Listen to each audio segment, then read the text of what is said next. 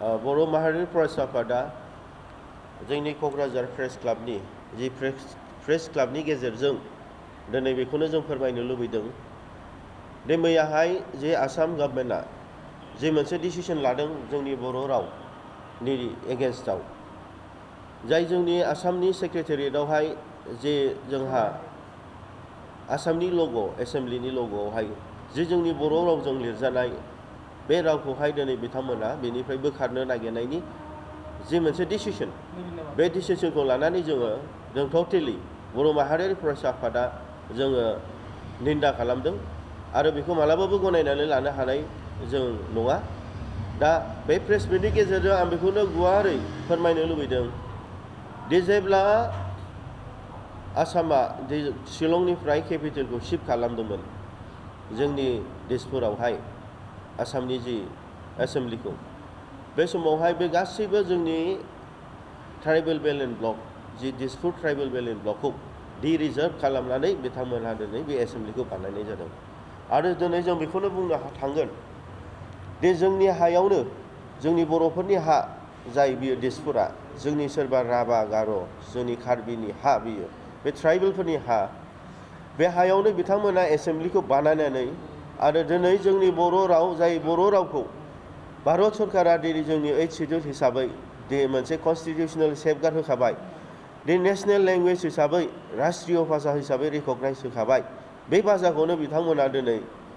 बेफोरबादि कनस्पिरेसि खालामनानै जे मुगैनाय नासयनाय बेबहार देखायनायखौ दिनै जोङो गनायनानै लानो हानाय नङा। बेजों लोगोसे जों मालाबा बेखौ कमप्रमाइज खालामनाय नङा। दा खोथाया जाहैबाय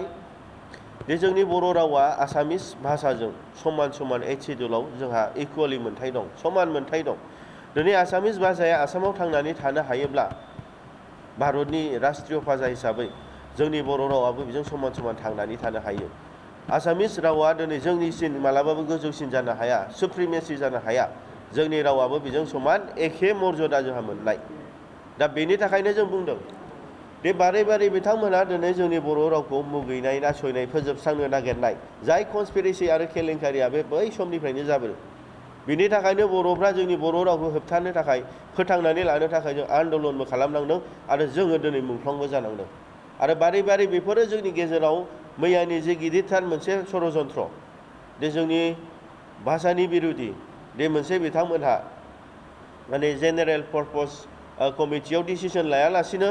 दि बर' रावखौहाय दिनै बेबहार खालामदों एसेम्ब्लियाव होनानै बिथांमोना मोनसे माबा लाबोदों, इसु लाबोदों। नाथाय थांनाय गभर्नमेन्टआवहाय 5 बोसोर गभर्नमेन्टआव बिथांमोनहा दिनै बेखौ मानो इसु खालामाखै, दिनै बिथांमोना मानो सावरायाखै, दिनै मानो सावरायखो? दा बेवहाय बिथांमोना बिराद गिदिर मोनसे कनस्पिरेसि आरो बे कनस्पिरेसिया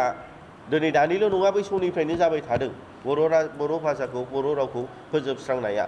दा गथिखे दिनै जों सांग्रां जानांसिगोन दि बिथांमोननि माखासे जि बावथिना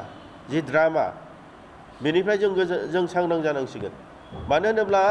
जोङो नुबाय दि आसामावबो दिनै आसामनि जे जोंहा APSC दङ,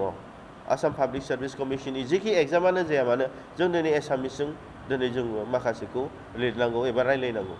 दा बेफोर जिनिसा दिनै जोंनि बर' रावजों जोङो दिनै लिरब्लाल' जाया, रायलायब्लाल' जाया। दा बेफोरबादि माखासे जेंना जेंसि आरो बेयो फैबाय थानाय समावबो जाबाय थागोन, बे जोबनाय नङा। बेखायनो जोङो मोनसेल' राहा दङ, जों आसामनिफ्राय गावनानै जों एक्सट्रा आलादा न'खर दायाब्ला जों मालाब्लाबो जोंनि भाषाखौ जों फोथांनानै लाखिनो हानाय नङा। दा बेखायनो जोंनि बनसुनि जि गिदिरथार थांखि बादे जोंनि बर'फोरनि लं स्टारनि डिमान्ड बड'लेण्ड सेपारेट स्टेट बे जेब्लानासिम मोगथां महर मोना अब्लानासिम जोङो बैफोरबादे जोङो दिनै खस्थ' मोनबाय थागोन, नासयजाबाय थागोन, मुगैजाबाय थागोन। बेनि थाखायनो आं दिनै बयबो रायजो राजा, बयबो बुद्धिजिबि, बयबो जोंनि सात्र नेता बिथांमोनखौ बुंनो लुबैदों दे फैबाय थानाय समाव जोङो गोख्रों भाबै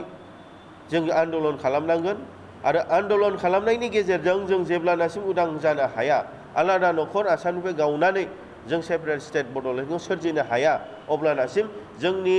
राव, जोंनि हारिमु, जोंनि गासैबो आसार खान्थिखौ जों फोथांनानै लाखिनो हानाय नङा। गतिके दिनै बर' माहारियारि फरायसा आफादा बे मिडियानि गेजेरजोंनो गोख्रों भाबै जोङो बुंनो लुबैदों दि जोङो दिनै मालाबाबो जेननानै थांग्रा मानसि नङा जोंनि बर'फ्रा। दिनै बर' हारिखौ फोथांनो थाखाय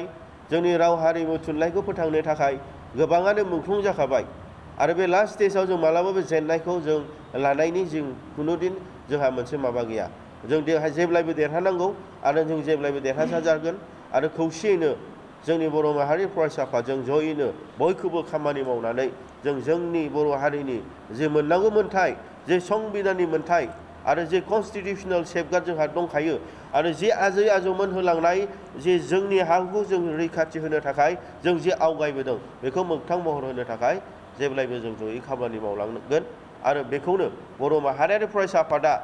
जोङो दिनै मैयानि बादे जि आसाम गभर्नमेन्टआ जोंनि बर' रावनि सायाव कनस्पिरेसि बानायनानै फोजोबस्रांनायनि जि षड़यन्त्र बानायदों बेखौ मालाबाबो जों चान्स होनाय नङा आरो बिनि एगेन्स्टआव जों गोख्रों भाबै फैबाय थानाय समाव जोंनि नैबे आसामावनो जोङो जोंनि बड'लेण्ड सोमावसारनायखौ दिनै अख्रां गोमजासे जों सोमावसारगोन।